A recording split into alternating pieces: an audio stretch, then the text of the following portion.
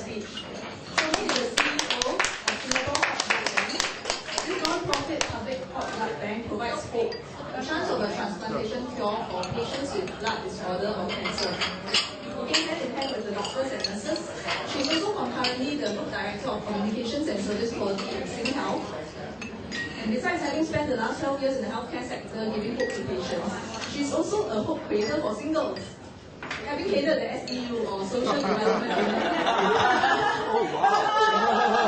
Till today, she continues to help the singles by sitting on the government's Accreditation of Dating Agencies Council. And she's the Deputy Registrar of Marriages, as well as a licensed marriage solemnizer. So you don't have to go through when you start dating to getting married to having kids. Let's welcome Shuomei.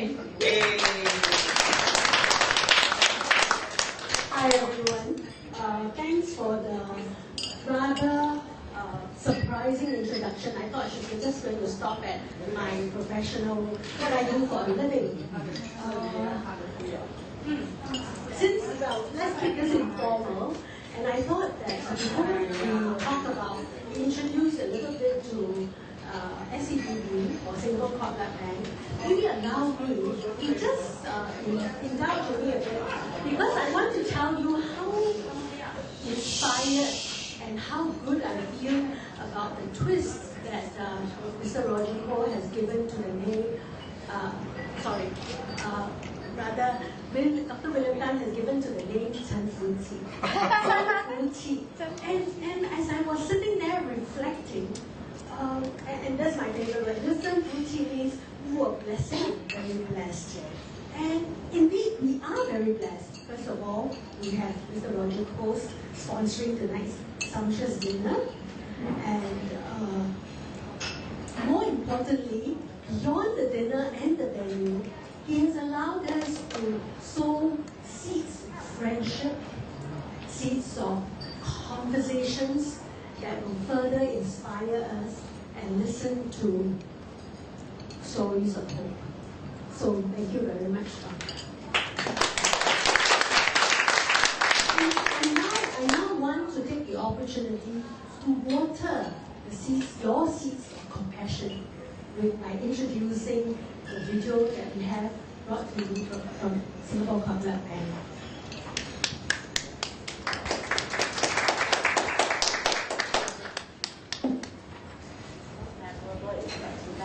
Transplant in that 133 days, every day without fear, Daddy will appear by the window with a card.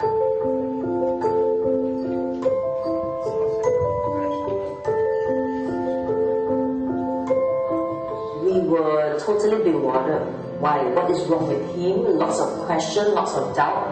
We wanted to find out, be as informed about his condition as possible. So I was actually full of hope, hoping that either one of us would be a match for him. But when the results was out and it was announced that we won, yeah, I was actually quite disappointed. Stefan's case is not unique. Many patients around the world are looking for a source of blood stem cells for transplantation. But only 1 out of 4 of these patients is able to find a match among their siblings. That means 75% of these people have to find some other source of stem cells for transplantation. This is really what we're here for. Bi Huan, who beat her leukemia in 2010, now she's working as an executive in the healthcare industry. This is Sean. He had his transplant 7 years ago, and now he's aspiring to be a chef. This gives meaning to all the things that we're trying to do.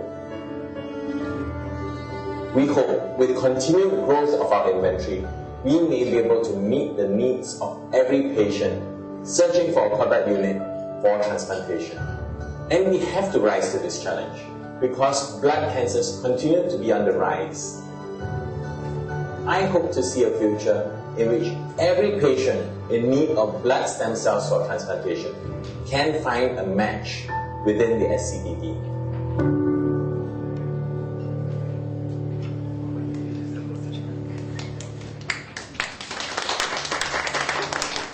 So, ladies and gentlemen, your contributions towards tonight's dinner have actually helped us to go a long way in helping Singapore Cord Blood Bank. So, now for the for the next few minutes, I want to pay tribute to Caden. Because without Caden's connection, without Caden's appearance in the journey of SEBB, we would never have met. To us, Caden came as a pleasant surprise.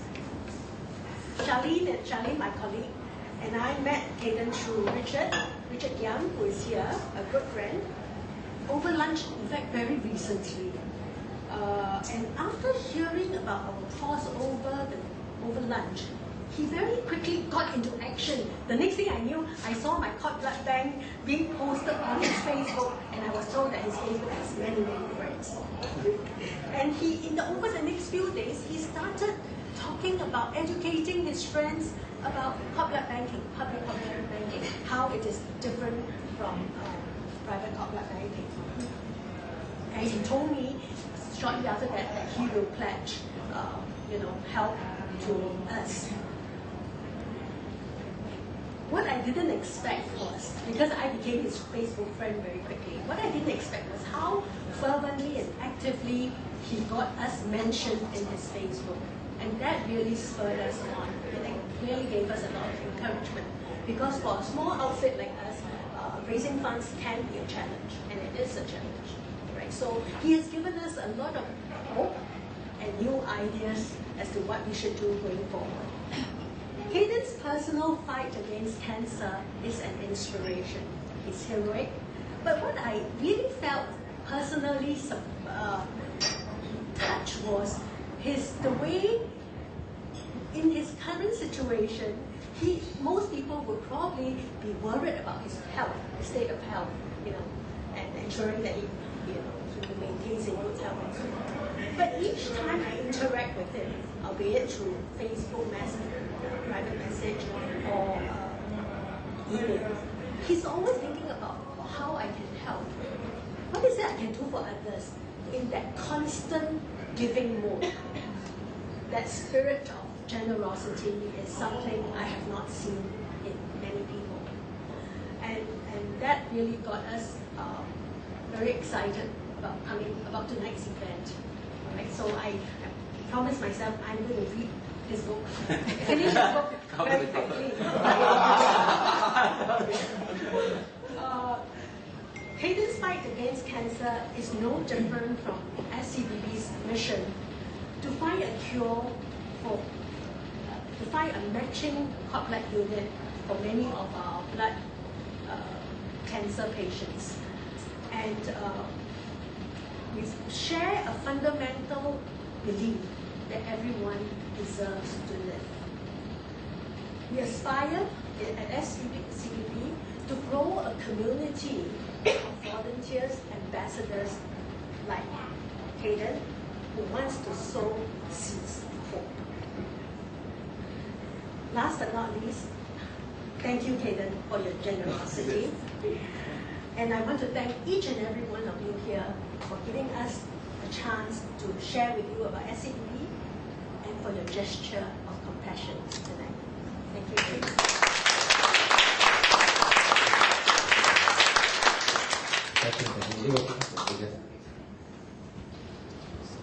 Okay, thank you, Shuomei. We would now like to invite Ms. Ranell Zhang to give a speech. Ranell, Director of Belazar Group, owns one of the famous brands in Singapore, Beijing 101.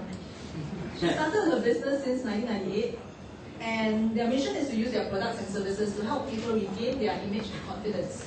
Because they believe that when people look good, they feel good, and they will live happier lives. In fact, their management's goal is also to pursue the happiness of all employees, both physically and mentally. Makes me want to work for Ranell too. Let's welcome Ranell. Yeah. Good evening. My English is not very good because preparing my speech, I talked to my daughter. My daughter said, "Mama, your English cannot. I need to help you." So she helped me directly. I talked to her what I want to say. Actually, I would like to thank Caden. If not for him, I might have never known about cord blood bank. Actually, it can save many people's lives. Yeah, I'm honored to have these people and contribute to our society meaningfully. Yeah.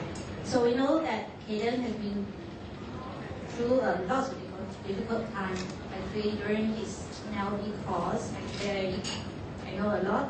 And after I read this book, actually I even know more. That's really tough. I asked myself, if I'm Kaden, can I like Kaden so positive like now? I doubt myself actually. Okay. Yet these days he has not given up on helping others. Yeah. So this actually inspired me to keep myself motivated and stay positive. Yeah, even sometimes I feel down. You help me a lot. Although the things he has taught me during the NLP course, actually nowadays I practice very often. I think a lot of people here are your NLP students, right? So like break state, then reframing. Actually, nowadays sometimes I have some difficulty in being a businesswoman. Sometimes I face lots of actually that's reframing give me lots of energy. Yeah, thanks, Kaden. Yeah. So hard to do my Sorry. Okay. Actually, this not only helped me, those what I learned from NLP. Actually, I teach all my staffs, and actually change their life also. Then indirectly, actually help my clients. They have a better life as well. Okay. Let's see. I don't think I can ever say this enough, but thank you, Kaden. I hope that through this book, you are able to encourage more people to be more positive, just like how it helped me to pursue my dreams and never give up hopes. Thank you.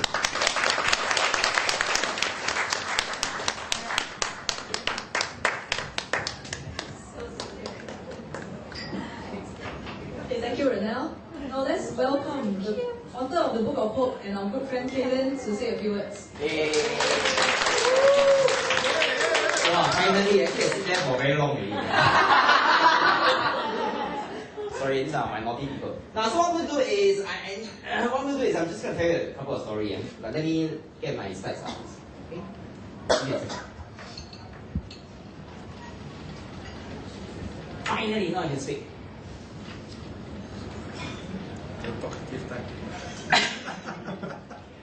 It was way back in September 2014. A lady came in and asked me to lie on the bed. Wow.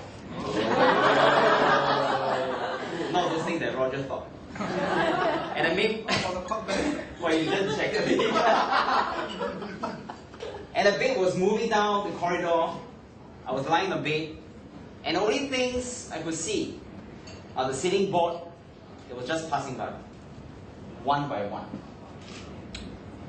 Boom! The bed went inside a room. And then suddenly I was surrounded by nurses and doctors.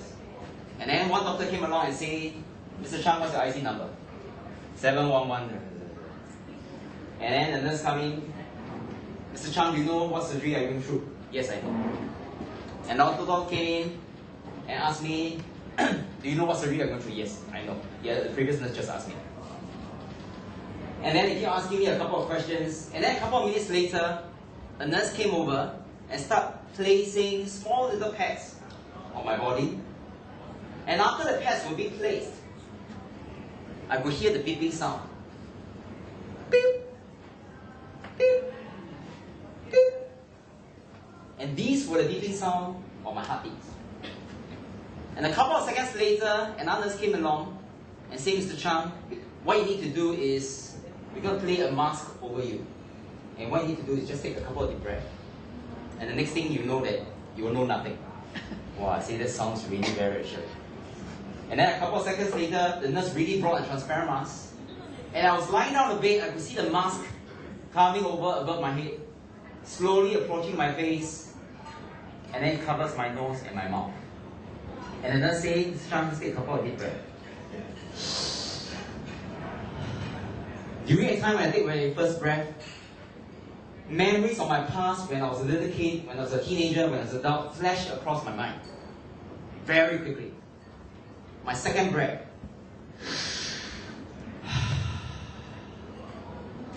My eyes start to dissolve, and darkness came upon me. And my last breath. A picture appeared in my mind. In a split second, my mind went completely blank. And it was all in complete darkness. And ladies and gentlemen, let me share with you just 3 stories. The first story goes something like this. Now, this is my 3 other brothers. In case you haven't read the book, actually, it's actually a summary. So this is my eldest brother, who is 9 years older than me, and the remaining 2 are my elder brothers. Now, my mom has always wanted to have a girl. So during a time when she gave birth to my first eldest brother, which is my first kid, so my mom was telling my father, say, why don't we try one more time, okay, to have a second kid. So after the second kid came out, it was another boy. And after that, he tried one more time, and then it was another boy. So after 3 boys came out, my mom told my father that that's it, we're going to stop. 3 boys is enough. And then 7 years later, one day when my mom woke up, one day, she was feeling really inspired. And then she told my father and said, let's do it one more time. Okay? That's when I came out. This is Roger's favorite. Okay? So this is me. That's how my life got started, not knowing 40 years down the road what's going to happen. And my mom is a very interesting person. Why? She's very hardworking. She's not working. She works as a full-time homemaker. And every single day when she wakes up in the early morning around 5 a.m., she will prepare our favorite food, which is actually porridge. And the porridge comes in 2 side dishes. One is the salted eggs and a fermented tofu. Okay, so today as I'm eating all this, I'm really very grateful because in the early days I was just eating this. Now today I eat all this. Okay, I really thank Roger Cole. And this is how my father looked like. My father was a fishmonger. So every single day he dresses up like this. He wears a singlet, bermudas, a pair of slippers, and then goes to work. Now this pickup truck is Datsun brand. It's a very old brand. So every single day he'll drive the pickup truck at 3 a.m. drives to Paspanjang, pick up the fishes, goes to Jalur Bembina and starts selling fish. So every single day he works 12 hours a day. And it was also a very good experience for me is because I saw how hard my father works. Because he's totally illiterate. And this is how my mom looked like. I'm like, okay, I call this picture like I got gamblers because you will never see her face. Okay, so this photo was taken when she was washing clothing very hard using her hands. But Roger did my job. Okay, so in the early days we couldn't afford a washing machine, so everything was hand washed. This is my mom. And the next photo shows my mom having dinner with my father. My father sometimes don't wear anything. That's how he functions at home. And my mom is a very traditional Chinese. She came all the way from China. So she's very traditional. So what she'll do is she always cook the food, let all the families eat first, and then she'll eat all the leftover. Which is why my mom is very skinny, and you realize. She's very skinny. Okay? So, because our family is not very well off, the only place that we can go are really free places. So we realized that places are free in Singapore in the early days are really the public parks. So this photo was taken in one place. Give a guess. Where do you think this place is? Yeah. So you can still recall this tree over here. So this is me, my 3 other brothers, my mom and my dad. And this is another shop where we went to the Pasir Ris beach. In the early days, it's not so advanced. There isn't really much resort. So this is very, very swampy. And then there was a leftover boat here, so you just take a shot. And this photo is actually one of my favorite photos. Because it gives me a certain feeling that my parents are actually looking forward or just wondering and then start talking and so on. So life was quite normal, it's quite simple, but I was pretty happy. And until one day, during my 4th year, when I was in National University of Singapore, when I was still a student, I brought my mom to see a doctor in Gleneagles. So eventually I got to know that my mom has terminal stage lung cancer. That was my first encounter about cancer. Now I was a biology student, so I knew what cancer was. But I never experienced somebody that's close to me that really had cancer. So let me share with you very quickly what happened that day is, in the Gleneagles, it was a very small clinic, and then the oncologist was the doctor was just sitting in front of me, and it was just me, and then my mom was on my right. So because my mom was illiterate, I communicate with the doctor in English, and my mom don't really understand. So eventually, when the diagnosis was just in front of the doctor told me that my mom has only 3 more months to live. So my mom totally don't get it. So she looked at me, I was looking at her, and then the doctor would say, why don't you translate and then tell your mom? Wow, you asked me to translate and tell my mom she has 3 more months to live. So I just felt it was pretty difficult. So eventually I was asking myself what should I do. So I told a white lie, and I told my mom that, the doctor said that you have a certain infection in your lungs. So that day we went back home. And then I was pondering over how I should break this news to her. So a couple of days later, my mom was folding clothing in the bedroom. In the bedroom, she's sitting there just folding clothing. And then what I did was, I was asking myself, maybe that's an opportunity that I should tell her. So I went inside the bedroom, I sat beside her, she was still continuing to fold her clothing. I looked at her, and then I spoke to her in Teochew. And I told her that a couple of days ago, the doctor told me that you only have 3 more months to live. So after I told my mom in Teochew, my mom was looking at me. For a couple of seconds, she looked at the clothing, she continued to fold. And then after she has finished folding clothing, she just walked out the room. And she started cooking all the dishes, and the next day she lived as though everything was normal. So I didn't know how to respond, I didn't know what to say. What she said, I totally have no idea. So as the days go by, I was counting my days. 3 months. 3 months, 3 times 30 days was just 90 days. I was counting down 90 days, 89 days, 88 days, and so on. So as the days go by, my mom's body starts to build. It's like having a very nice fresh flower back and forth in the vase. And then you see the petals start turning brown. And then it falls off one by one. The leaves turn brown, and the stems start to bend. And it was a point of time that my mom no longer can walk, and she was lying unconsciously on the bed. And before she went unconscious, she told the entire family, this is myself and my 3 other brothers, that she has one biggest dream. And her biggest dream was to see all the families come together again and then have a Chinese reunion dinner. So that day came, but she didn't really witness because she was really unconscious. So on one side, she was lying on the medical bed, totally unconscious. On the other side, they were in the kitchen, and all our family members were just eating. So even the food was delicious, just as this, but none of us really had appetite. So we finished our dinner quickly. The entire family went over to the living room, and then my mom just lay there and still. So my eldest brother just bent his body forward. He whispered into her ears, and he said, "We have all just had our reunion dinner."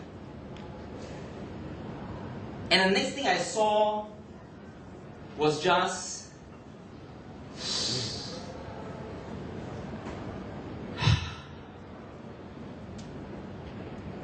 and that was the last time that I saw my mom took her last breath. So from that moment onwards, in the next couple of seconds, her cornea turned dried up. You can see cracks on the surface of her eyes. Her body turned pale. The nails turned purple. And her eyes were just staring blankly into the ceiling. So my brother just took his hand, slid down the face, and my mom closed her eyes. And the entire family just cried. So what is the story that I want to share with you? Now, I'll share with you one small little lesson about my mom. It simply goes something like this. Now, all along, I just find my mom is always nagging and nagging. Every single day is nagging. So here we are, we're talking about heroes. So what is really a hero? So my definition of hero is simply someone who has given his or her life for something that's bigger than oneself. So as I reflect back during the 20 years ago when my mom was taking all of us, which is the 4 kids, so I then felt that my mom is a hero because she has given her life for something that's bigger. And those things that are bigger is actually the 4 of us. So that was the first biggest lesson I learned. The second story goes something like this. Now after I graduated from NUS, the first job that I worked in was in national parks. So life was quite okay. My mom passed on, but I moved on. So in national parks. So during that time, I borrowed quite a sum of money from DBS Bank. So what I did was I worked 2 jobs, day job, night job, night job, to pay off the loan. So eventually life was pretty good. I have a stable job, everything was quite fine. But I was telling myself that maybe I want to do something more. But I've always learned to teach. So in 2001, I took a very small little risk. So the risk that I took is I took all the savings that I had, which is $50,000. I wanted to be rich. I wanted to become very successful. So what I did was I invested all the money into technology startup companies. So that was in 2001. And in 2001, what happened was the dot-com bubble burst.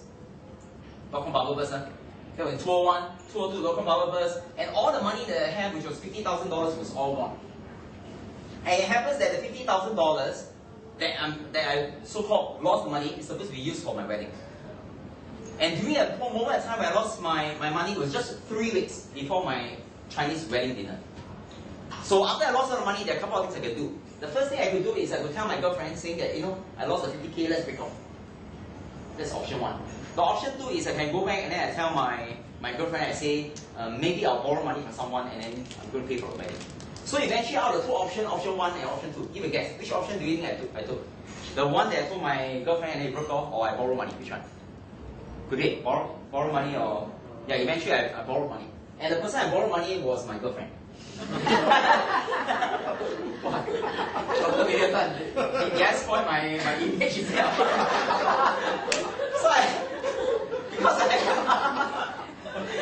So what happened is, coincidentally, my girlfriend during that time, it happens that she has 50K. So I was thinking, hey, just nice, you lend me 50K. Just nice, I lost 50K, maybe lend 50K. So my girlfriend was really nice. I don't know what's going on in her mind. So eventually she, this smallest portion, Miss Al was, I used the past tense of was. So Miss Al was my girlfriend, she lended me 50K. And half of it is supposed to pay for the wedding and then half of it for the HDB flat. Okay? And so what's the learning lesson for this story? Is especially for guys. Now for guys, I want to pay attention. Now sometimes in life, you have no choice but to marry the woman.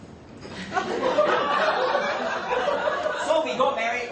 Now by the way, when we got married, we went broke. If I know Michael earlier, I would ask him to take a photo for free. Yeah? So eventually we had to find some cheapo photographer, we go all the way to Tuas and then we do this. So even though we jumped happily, actually inside our pocket, got some. Then years down the road, my first girl came along. This is my first daughter, her name is called Chloe. My first girl. And then, because I still owe my wife 50K, so I need to work very hard. So I told myself, I need to become a workhorse. So any company that I go, I work very hard. So last time, my second job was in SBS Transit together with Michael. So I worked very hard day and night, because I'm paid out the bills. And I worked so hard that even my company cannot take it. So to stop me from working hard, they decided to give me an award. Because I was on the ball for them. Okay? So they gave me an award that cost them only $20. And the award is called ABCD Award. And the award is called Above and Beyond the Call of Duty. So if they ask me to do this, I'll do something for them. Until they say, stop it, enough. So they decided to give me this award to stop me from working too hard. So in 2008 May, I left my job to start my company. Now in Singapore, start a company is quite easy, $20 and internet connection. Okay, so $20 I start a company and they call it Mind Kinesis. And somebody was wondering what is Mind Kinesis. Mind is just the mind. Kinesis is a Greek word for body, so mind and body. So I started my company, and then what happened was in May 2008 I started. In October 2008, the economic crisis came. Oh, this is one award that I received, which is the Lehman Brothers. So when the crisis came, I went out of job because nobody wanted speaking engagement. So I went around begging for a job, but nobody wanted to give me a job. So one year we went without salary, and my savings was depleting.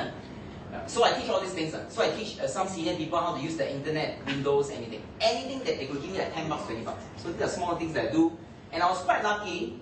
This was the first assignment that I got, a paid assignment. And this assignment was worth $200. And this was the same place where I met Dr. William Tan, and Dr. William Tan was on the other side giving a talk. So this was way back in 2005. Yeah, so I was doing this, Dr. William Tan was speaking on the hand. So that's how I got to know his book. So they paid me $200 to do this. And after paying all these people, I was left with like $80. I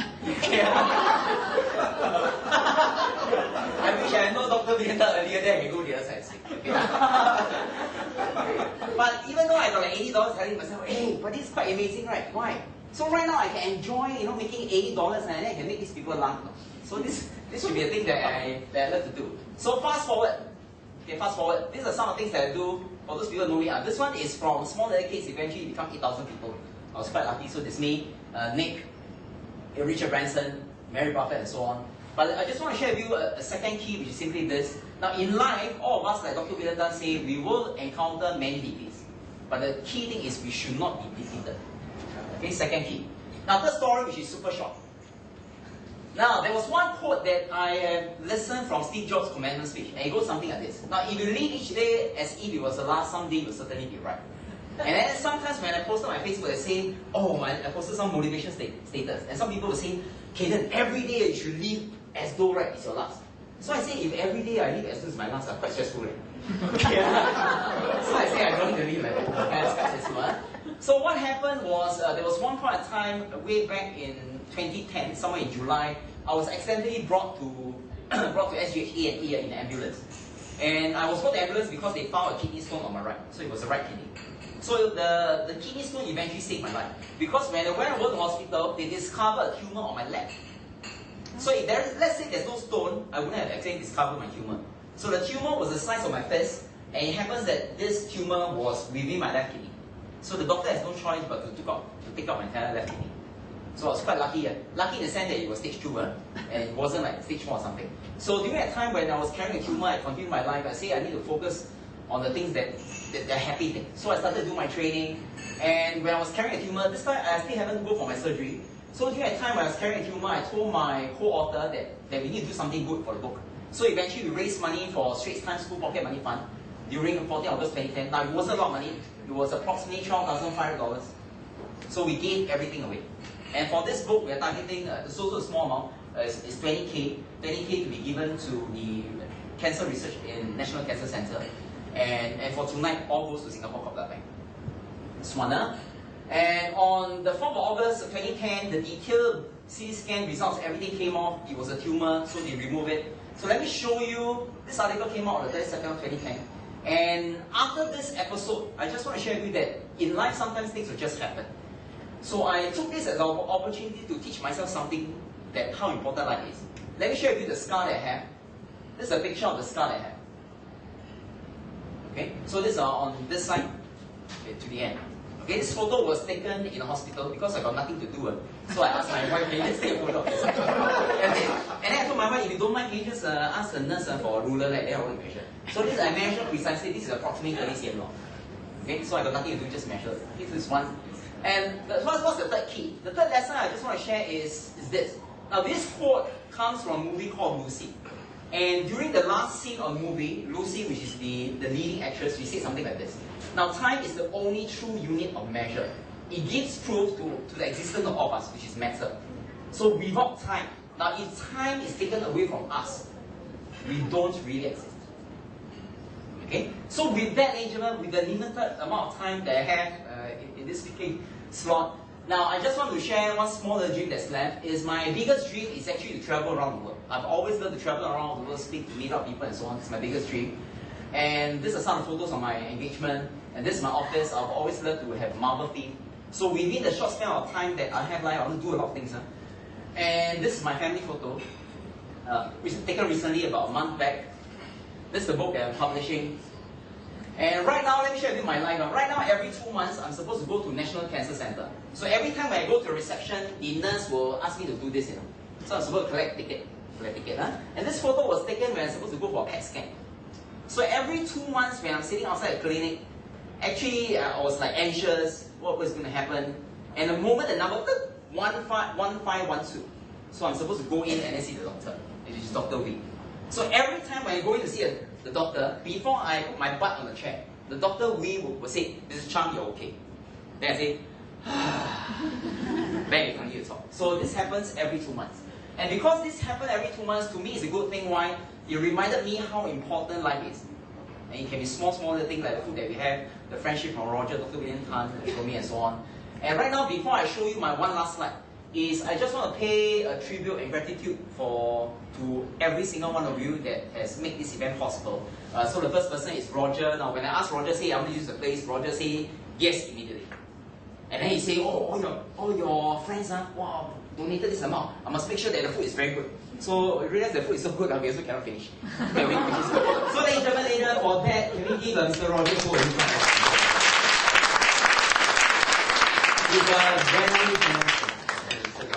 So second person I want to pay tribute is really to Ranell.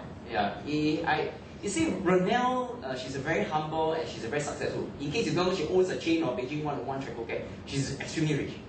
But she's one of those richest person that I know who is extremely humble.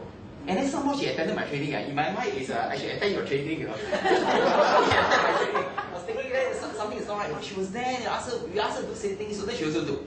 So she's really humble, and I'm very thankful to Ranell. So, ladies and gentlemen, can we give a big round of applause?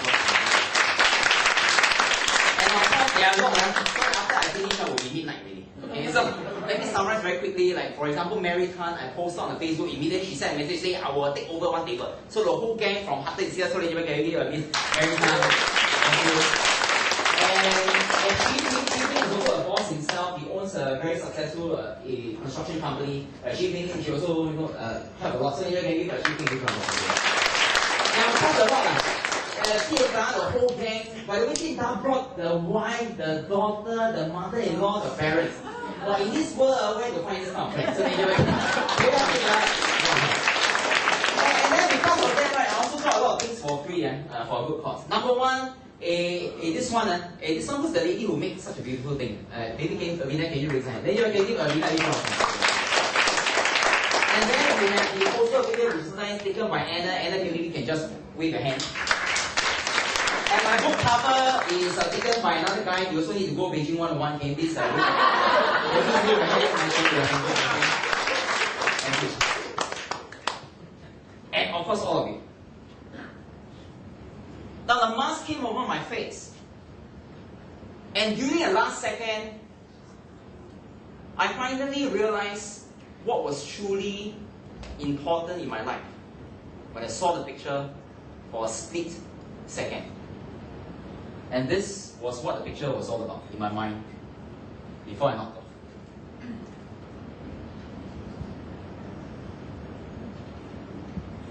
And a quote I want to share with you is simply this. All along my dream was really to travel around the world so that I can appear to be very successful and so on. But at the end of the day, I realized that I'm this man. And the quote says, a man travels the world in search for what he needs. And he returns home to find it. So ladies and gentlemen, I sincerely appreciate all your precious time, especially Shuomei as well, who gave me the opportunity to help the Singapore Corporate Bank. For that, ladies and gentlemen, can we give ourselves a huge round of applause?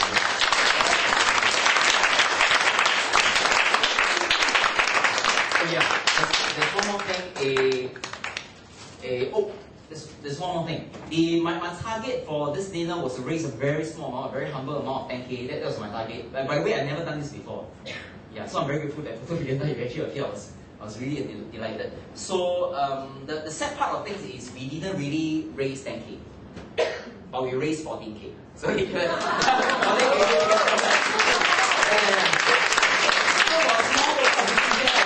Instead of a check, I would prefer a bouquet of flowers, which is much more sweeter. So ladies and gentlemen, can we give a time?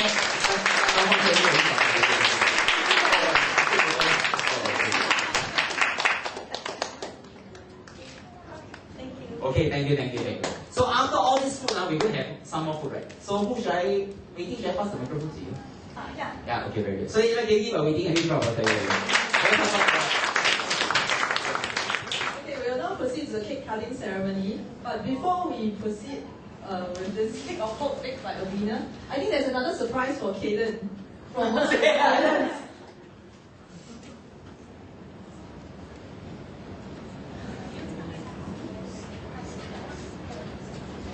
There's a surprise from your student Usha. Oh, wow, Usha. Who's that? Doctor Small.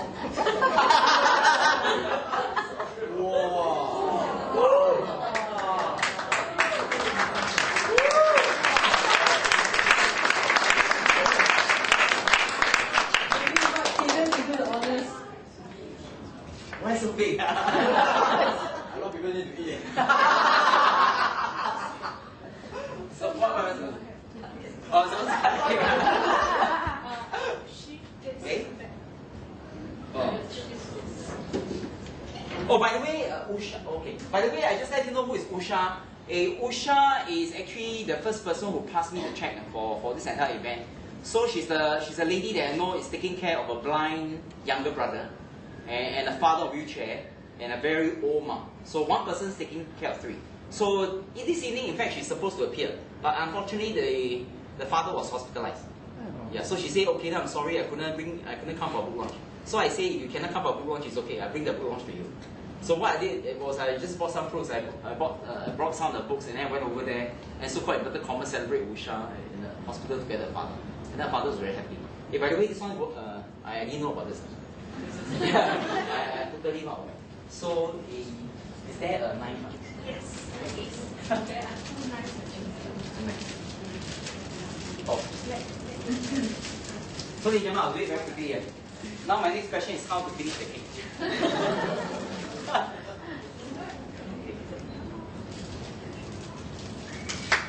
Thank you. Then the other one. The other one. Hey, ladies and gentlemen, in case you're not aware, this cake is called the Cake of Hope, baked by Avina. So Avina, how many can cut this? Yeah. Okay, I cut from bottom. Okay, let me do this a second.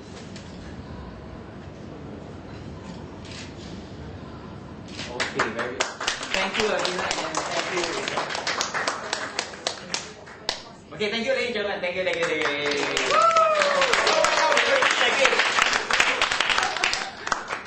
Yeah, very good. Now, so what's going to happen next is I think somebody will help us to take the cake.